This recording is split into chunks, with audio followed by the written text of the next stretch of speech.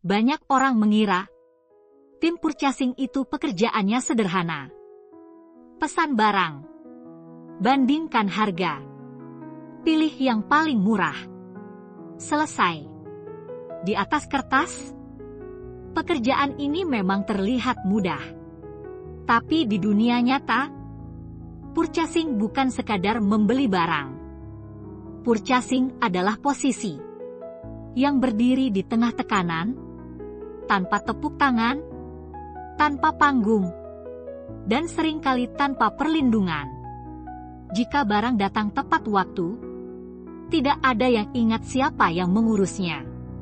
Namun jika ada satu saja yang terlambat, satu spesifikasi yang meleset, atau satu harga yang dianggap terlalu mahal, nama purchasing langsung disebut pertama. Inilah realita awal yang jarang dibicarakan. 1. Kesalahpahaman besar tentang purchasing. Bagi banyak orang di kantor, purchasing hanyalah tukang belanja perusahaan. Divisi lain merasa mereka yang paling penting. Produksi merasa tanpa mereka tidak ada barang yang bisa dijual. Sales merasa tanpa mereka tidak ada pemasukan. Finance merasa tanpa mereka uang akan bocor kemana-mana.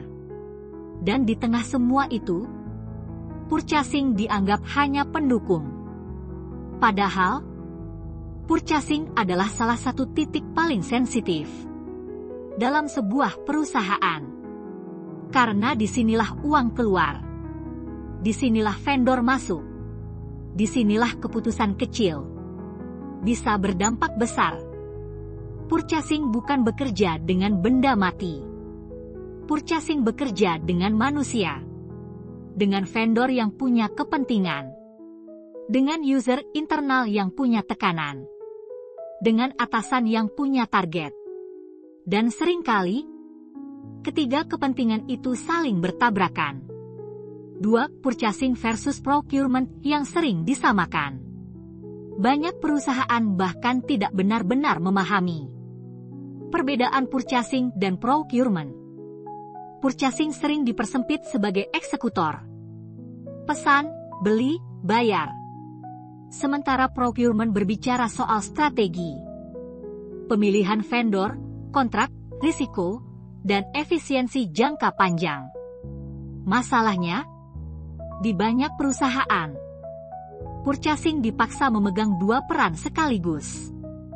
Diharapkan strategis, tapi tidak diberi wewenang. Diharapkan bertanggung jawab, tapi tidak dilibatkan di awal. Diminta cepat, tapi disalahkan kalau salah. Diminta hemat, tapi dimarahi kalau kualitas turun. Inilah kontradiksi pertama yang harus diterima oleh tim purchasing. 3. Hari pertama yang menipu. Banyak orang masuk ke tim purchasing dengan ekspektasi yang salah.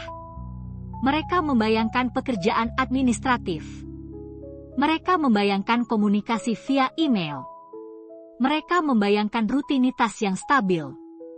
Di awal, pekerjaan memang terasa tenang. Buat PO, input data, follow up vendor.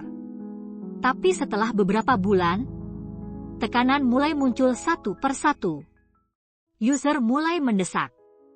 Vendor mulai berubah sikap. Atasan mulai menuntut efisiensi.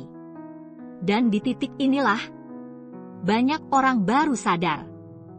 Purchasing bukan pekerjaan ringan. Purchasing adalah pekerjaan yang menuntut mental. 4. Tugas-tugas yang tidak pernah ditulis di job desk. Di job description, tidak pernah tertulis bahwa purchasing harus menjadi penenang konflik, menjadi tameng kesalahan divisi lain, menjadi pihak yang mengalah demi jalan keluar. Tapi di lapangan, itulah yang terjadi setiap hari. Ketika user salah hitung kebutuhan, purchasing yang diminta cari solusi. Ketika spesifikasi berubah di tengah jalan, purchasing yang harus menjelaskan ke vendor. ketika proyek terlambat, purchasing yang disorot. Padahal seringkali, masalahnya bukan di pembelian. Namun purchasing adalah titik yang paling mudah disalahkan. 5. Purchasing selalu di posisi defensif. Purchasing jarang berada di posisi menyerang. Mereka tidak bisa memaksa user. Mereka tidak bisa memaksa vendor. Mereka hanya bisa bernegosiasi. Setiap keputusan harus bisa dipertanggungjawabkan. Setiap pilihan vendor harus bisa dijelaskan. Setiap selisih harga harus bisa dibela. Purchasing hidup dalam mode bertahan. Dan ini melelahkan.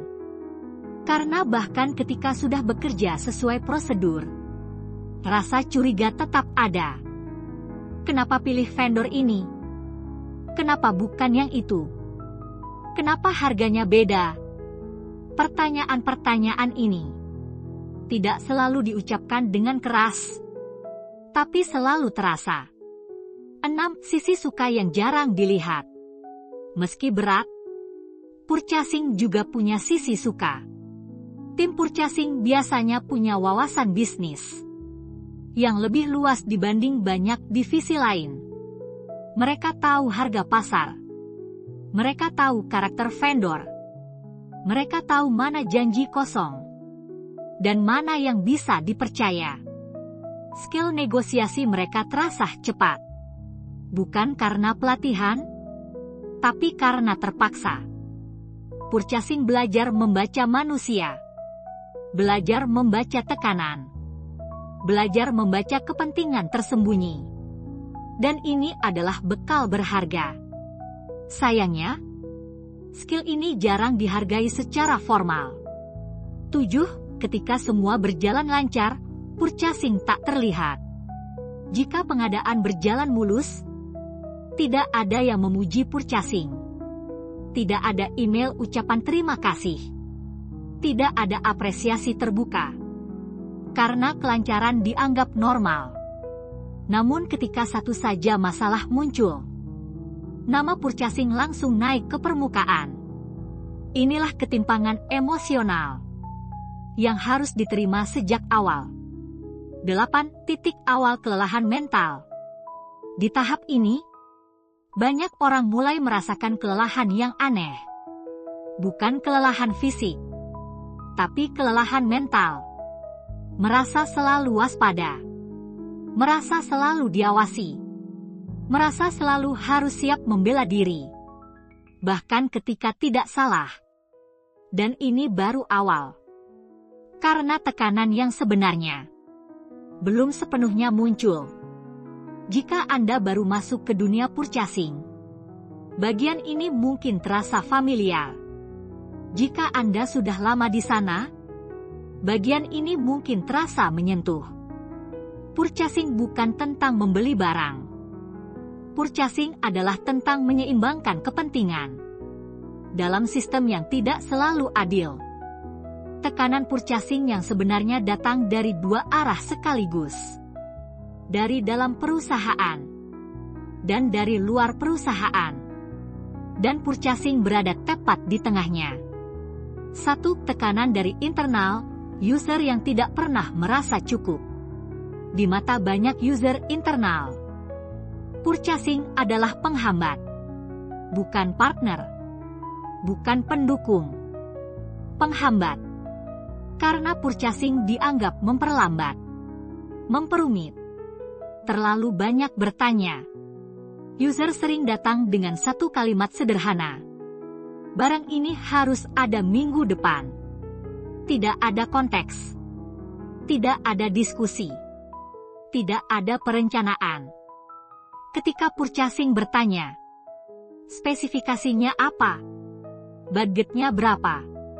Vendor referensinya siapa? User sering merasa terganggu. Seolah-olah purchasing sengaja mempersulit. Padahal purchasing hanya mencoba mencegah masalah di belakang hari.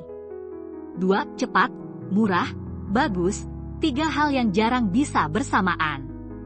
User internal hampir selalu menginginkan 3 hal sekaligus. cepat, murah, kualitas terbaik. Masalahnya, dunia nyata tidak bekerja seperti itu. Jika mau cepat dan bagus, harga biasanya mahal. Jika mau murah dan cepat, kualitas sering dikorbankan. Jika mau murah dan bagus, waktu yang dibutuhkan lebih lama. Purchasing tahu ini. Vendor tahu ini. Tapi user sering tidak mau tahu. Dan purchasing yang harus menjelaskan berulang kali dengan bahasa yang sama kepada orang yang berbeda. 3. Spesifikasi yang berubah di tengah jalan. Salah satu mimpi buruk terbesar purchasing adalah spesifikasi yang berubah. Di awal, user mengatakan A. Purchasing mencari vendor A. Harga A disepakati. Di tengah proses, user datang kembali dan berkata, bisa diganti sedikit. Sedikit di mata user bisa berarti perubahan besar di lapangan. Vendor harus dihubungi ulang. Harga harus dihitung ulang. Waktu pengiriman berubah. Dan ketika hasil akhirnya tidak sesuai ekspektasi awal, purchasing yang disalahkan. Bukan karena tidak bekerja, tapi karena terlalu menurut. 4. Deadline yang tidak pernah realistis. Banyak deadline ditetapkan tanpa melibatkan purchasing. Timeline dibuat di ruang rapat. Target disepakati di atas meja. Purchasing baru diberitahu ketika semuanya sudah harus jalan. Kenapa belum po? Kenapa barang belum datang? Ini kan urgent. Kata urgent menjadi kata yang paling sering didengar oleh tim purchasing. Masalahnya, jika semuanya urgent, tidak ada yang benar-benar urgent. Purchasing hidup dalam kondisi darurat permanen. 5. Ketika internal salah, purchasing yang memperbaiki. Ada satu pola yang sering terjadi. User salah perhitungan. User salah estimasi. User salah ambil keputusan. Namun purchasing yang diminta mencari jalan keluar. Coba cari vendor yang bisa lebih cepat. Coba nego lagi harganya. Coba cari alternatif. Purchasing menjadi pemadam kebakaran untuk kesalahan yang bukan dibuat olehnya. Dan ketika solusi berhasil ditemukan, itu dianggap sebagai kewajiban, bukan prestasi. 6. Tekanan dari luar. Vendor bukan sekadar penjual. Dari luar perusahaan, tekanan datang dari vendor. Vendor bukan entitas netral. Vendor punya target. Vendor punya tekanan. Vendor punya kepentingan.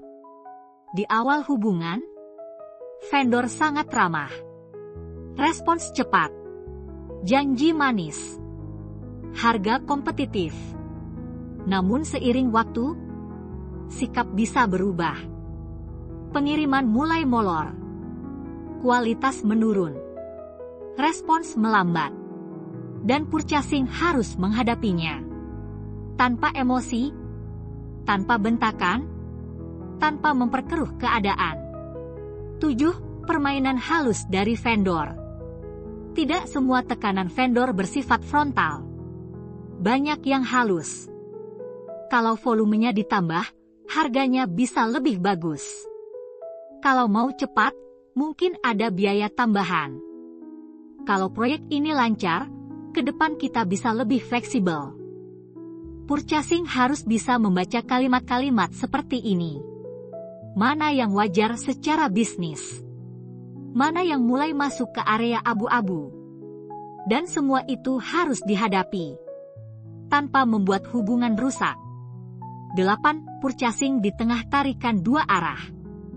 Di satu sisi, user menekan untuk cepat dan murah. Di sisi lain, vendor menekan dengan keterbatasan. Purchasing tidak bisa sepenuhnya membela user. Purchasing tidak bisa sepenuhnya memihak vendor. Mereka harus berdiri di tengah. Dan posisi tengah adalah posisi yang paling melelahkan. Karena ketika sesuatu gagal, kedua pihak bisa sama-sama menyalahkan purchasing. 9. Ketika purchasing harus mengalah. Ada kalanya purchasing tahu keputusan yang diambil tidak ideal, tapi tetap harus dijalankan. Karena tekanan waktu, karena tekanan atasan, karena kondisi lapangan. Purchasing belajar satu hal penting. Tidak semua keputusan terbaik bisa diambil dalam sistem yang tidak siap. Dan seringkali, purchasing harus memilih. Bukan yang paling benar, tapi yang paling aman. 10. Dampak mental yang jarang dibicarakan. Tekanan dari dua arah ini perlahan membentuk karakter. Purchasing menjadi lebih dingin, lebih berhati-hati, lebih defensif. Mereka belajar untuk tidak terlalu berharap, tidak terlalu percaya, tidak terlalu terbuka. Bukan karena tidak peduli, tapi karena terlalu sering kecewa. Jika Anda pernah berada di purchasing, Anda tahu rasanya. Ditekan dari internal, ditekan dari vendor, dan tetap harus terlihat profesional. Di banyak divisi lain, kesalahan masih bisa ditoleransi.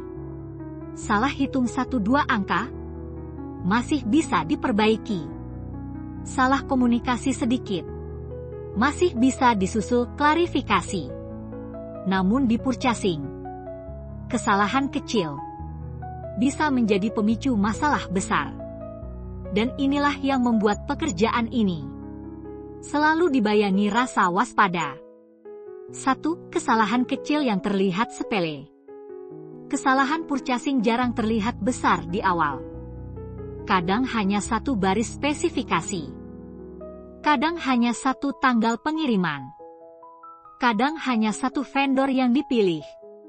Di atas kertas, semuanya tampak aman.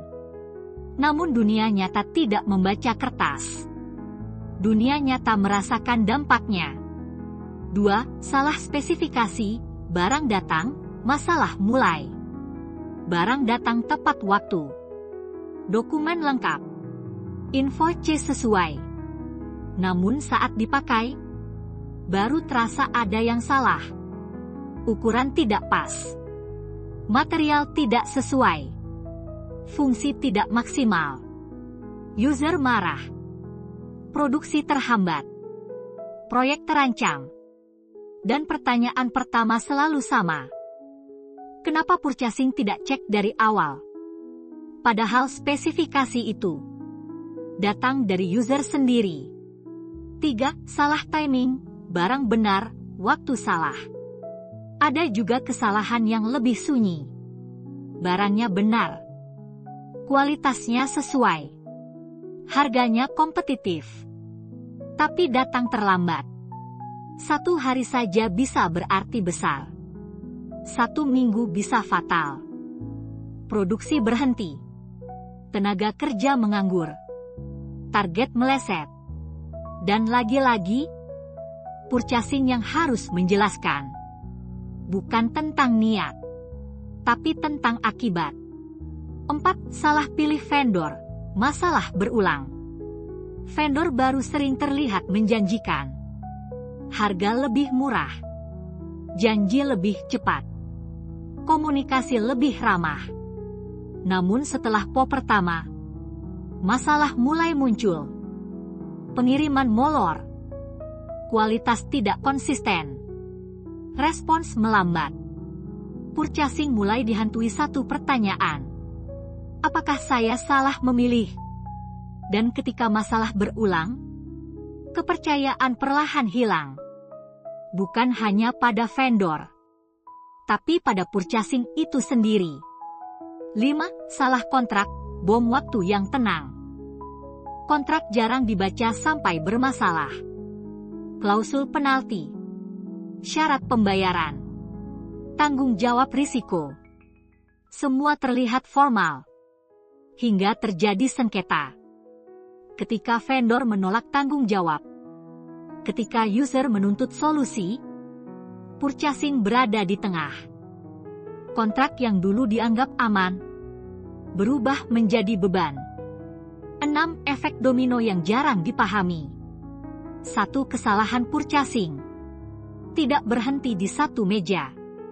Ia menjalar ke produksi, ke logistik, ke keuangan, ke reputasi perusahaan. Dan efek domino ini jarang dihitung saat keputusan diambil. Purchasing hidup dengan kesadaran ini setiap hari. 7. Ketika operasional berhenti. Ada momen yang paling ditakuti oleh purchasing. Ketika operasional berhenti. Mesin tidak bisa jalan. Proyek tidak bisa lanjut. Customer mulai komplain. Dan di ruang rapat, semua mata tertuju ke satu arah. Purchasing. Tidak ada ruang untuk alasan panjang. Tidak ada ruang untuk konteks. Yang dicari hanya satu hal. Siapa yang bertanggung jawab? 8. Tuduhan yang tidak pernah diucapkan. Tidak semua tuduhan diucapkan dengan kata-kata. Banyak yang hadir dalam bentuk tatapan. Nada bicara. Pertanyaan berulang. Kenapa vendor ini? Kenapa bukan yang lain? Kenapa harganya begini? Purchasing belajar membaca sinyal ini. Dan setiap sinyal itu menambah beban mental. 9. Rasa takut yang perlahan terbentuk. Setelah beberapa kejadian, rasa takut mulai terbentuk. Takut mengambil keputusan cepat. Takut mencoba vendor baru. Takut menyetujui perubahan. Purchasing menjadi terlalu berhati-hati. Dan ini berdampak. Proses melambat. Inovasi terhambat. Fleksibilitas hilang. Namun rasa takut ini bukan tanpa alasan. Ia dibentuk oleh pengalaman. 10. Antara SOP dan realita. Di atas kertas, SOP terlihat melindungi purchasing. Namun di lapangan, SOP sering tidak cukup. Karena tekanan tidak selalu mengikuti prosedur. Deadline datang tiba-tiba. Permintaan berubah mendadak. Keputusan harus diambil cepat. Dan ketika SOP dilanggar demi solusi, purchasing yang menanggung risikonya. 11. Purchasing belajar bertahan. Dari semua ini, purchasing belajar satu hal penting. Tidak semua kesalahan berasal dari niat buruk. Tidak semua keputusan bisa sempurna. Namun konsekuensinya tetap harus ditanggung. Dan purchasing adalah divisi yang paling sering menanggungnya. Jika Anda pernah berada di posisi ini, Anda tahu rasanya. Berpikir berulang kali sebelum memutuskan. Menyusun kata sebelum berbicara. Menyimpan rasa takut sendiri. Ada satu bagian dari dunia purchasing yang jarang dibahas secara terbuka. Bukan karena tidak penting, tapi karena terlalu sensitif. Bagian ini tidak hitam, tidak putih. Ia abu-abu. Dan hampir semua orang yang lama di purchasing pernah menyentuh area ini. 1. Area abu-abu itu nyata. Banyak orang membayangkan godaan di purchasing. Selalu berupa amplop, uang tunai, transaksi terang-terangan. Kenyataannya jarang seperti itu. Godaan di purchasing lebih sering datang dengan wajah sopan.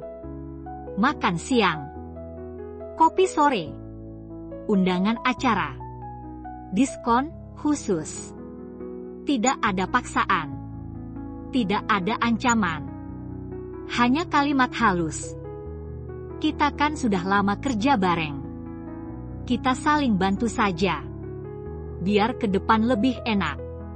Dan disinilah dilema mulai muncul. 2. Ketika hubungan kerja menjadi terlalu dekat. Purchasing yang baik pasti punya hubungan dengan vendor. Tanpa hubungan, negosiasi sulit. Masalah kecil bisa membesar. Namun hubungan yang terlalu dekat juga berbahaya. Batas profesional bisa kabur.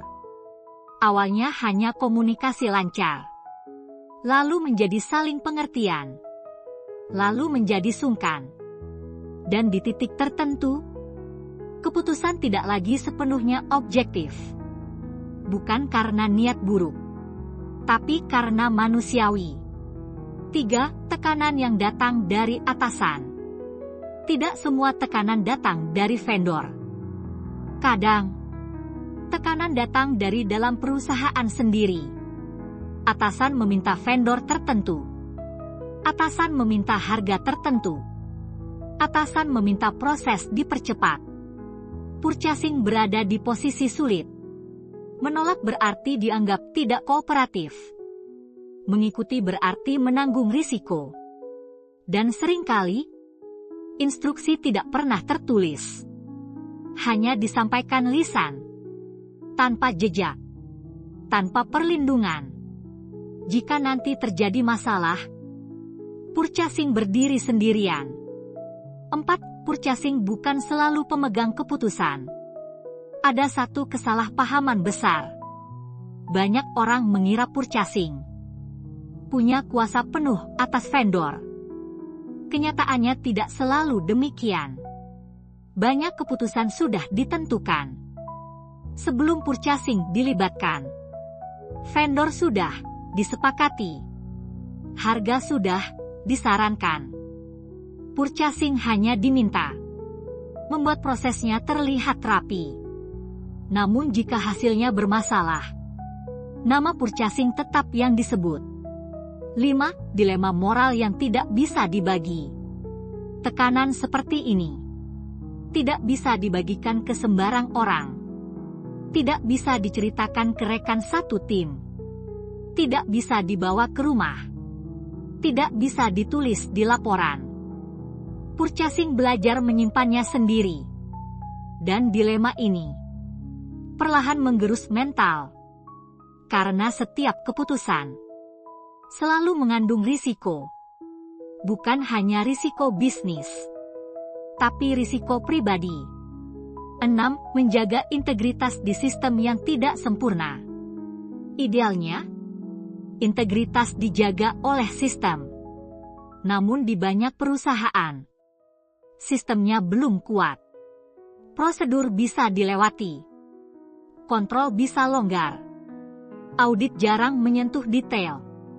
Dalam kondisi seperti ini, integritas menjadi beban individu, bukan perlindungan bersama.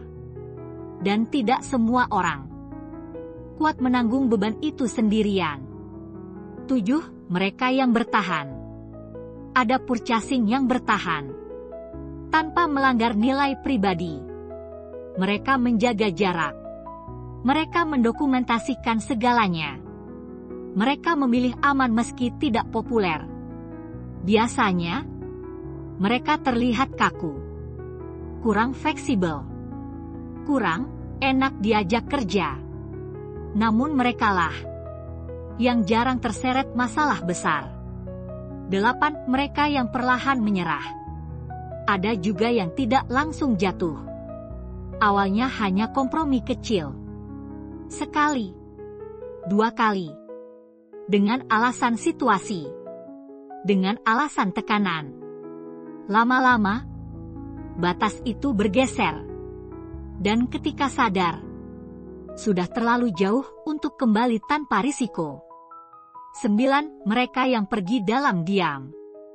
Ada satu kelompok lagi yang jarang dibicarakan. Mereka yang memilih pergi. Bukan karena tidak mampu. Bukan karena tidak kompeten. Tapi karena lelah menjaga diri.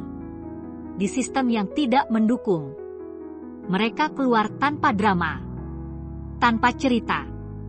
Dan seringkali, Perusahaan tidak pernah tahu alasan sebenarnya. 10. Purchasing dan kesepian moral. Disinilah sisi paling sunyi dari purchasing. Bukan tekanan pekerjaan, bukan beban target, tapi kesepian moral. Merasa sendirian dalam menjaga prinsip, merasa tidak ada tempat aman untuk berkata jujur sepenuhnya. Dan ini jauh lebih melelahkan dibanding lembur. 11. Apa yang sebenarnya diperjuangkan? Pada akhirnya, purchasing tidak hanya berjuang untuk harga terbaik. Mereka berjuang untuk tetap bisa bercermin tanpa rasa bersalah, untuk pulang kerja tanpa membawa beban batin, untuk tetap bisa berkata, "Saya melakukan yang benar," meski tidak selalu mudah. Area abu-abu itu nyata, dan tidak semua orang kuat melewatinya. Namun memahami bahwa area ini ada adalah langkah pertama untuk bertahan.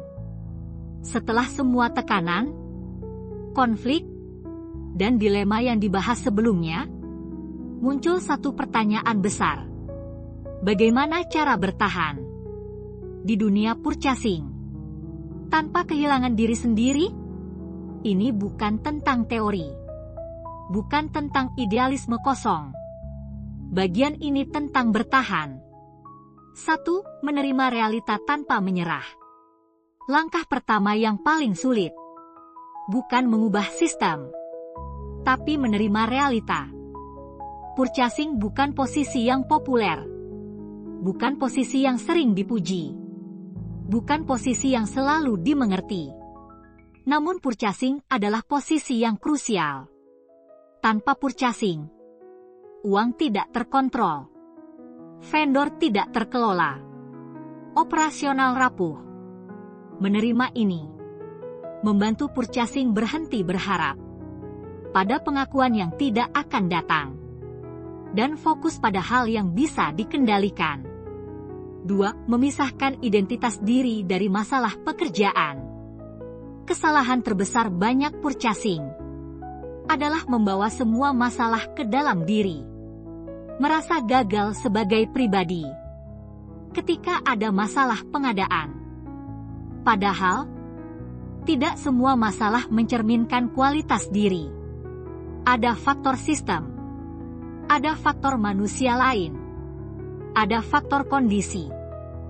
Purchasing yang bertahan lama belajar memisahkan. Ini masalah pekerjaan, bukan harga diri. 3. Dokumentasi bukan birokrasi, tapi perlindungan. Di purchasing, dokumen bukan sekadar formalitas.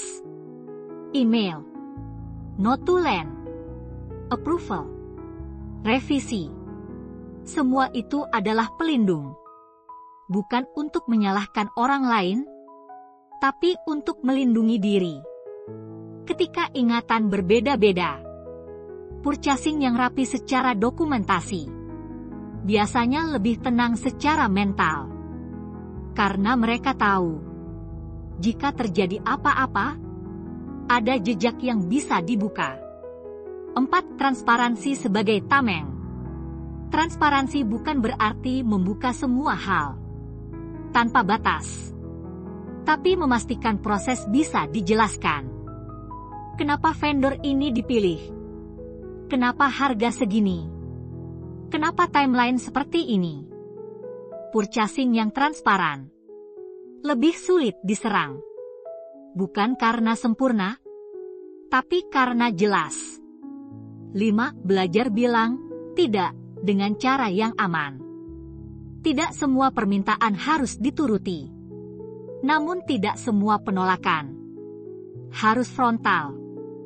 Purchasing yang matang belajar berkata tidak dengan data, dengan opsi, dengan konsekuensi, bukan emosi. Dan ini butuh latihan. 6. Skill yang membuat purchasing bertahan. Ada skill yang jarang diajarkan, tapi sangat menentukan. negosiasi dingin, komunikasi konflik, membaca niat di balik kata, manajemen risiko sederhana. Skill ini tidak membuat pekerjaan mudah, tapi membuat dampaknya lebih terkendali. 7. Membangun batasan pribadi. Purchasing yang sehat punya batas. Batas waktu, batas emosi, batas relasi. Tidak semua vendor harus jadi teman. Tidak semua user harus disenangkan. Batas ini bukan sikap dingin, tapi bentuk perlindungan diri. 8. Menjaga jaringan yang sehat. Purchasing tidak bisa sendirian. Punya 1-2 orang yang paham dunia ini sangat membantu. Bukan untuk mengeluh berlebihan, tapi untuk berbagi perspektif. Kadang, menyadari bahwa ini memang berat. Sudah cukup untuk bertahan 1 hari lagi. 9. Mengetahui kapan harus bertahan, kapan harus pergi. Tidak semua sistem bisa diperbaiki dari dalam, dan tidak semua orang harus berkorban terus-menerus. Purchasing yang dewasa tahu kapan bertahan dan kapan pergi dengan kepala tegak. Pergi bukan selalu kalah. Kadang itu pilihan sehat. 10. Makna di balik semua tekanan. Setelah semua ini, banyak purchasing menyadari satu hal. Pekerjaan ini membentuk mental, membuat seseorang lebih tenang, lebih rasional, lebih peka pada risiko. Dan skill ini bernilai tinggi dimanapun. 11. Pesan untuk mereka yang masih bertahan. Jika Anda masih di purchasing hari ini, dan masih bertahan dengan jujur, itu bukan hal kecil. Anda mungkin tidak dipuji, tidak disorot, tidak dielu-elukan. Namun tanpa Anda, banyak hal tidak akan berjalan. Purchasing bukan sekadar membeli. Purchasing adalah seni. Menjaga keseimbangan. Di tengah tekanan, suka dan duka akan selalu ada. Tekanan tidak akan hilang sepenuhnya. Namun dengan kesadaran, dengan batas, dan dengan sikap yang tepat, purchasing tidak hanya bisa bertahan, tapi juga tumbuh. Dan bagi mereka yang pernah duduk di kursi ini, Anda tahu, tidak semua orang sanggup. Kalau kamu ingin tahu fakta dunia kerja yang jarang dibahas, subscribe YouTube @Praktik Lapangan Bisnis sekarang. Aktifkan loncengnya biar nggak ketinggalan video terbaru. Dan jangan lupa follow Instagram dan TikTok @Praktik Lapangan Bisnis buat konten fakta, sisi gelap, edukasi karyawan, dan humor seputar karyawan. Kita bahas dunia kerja apa adanya.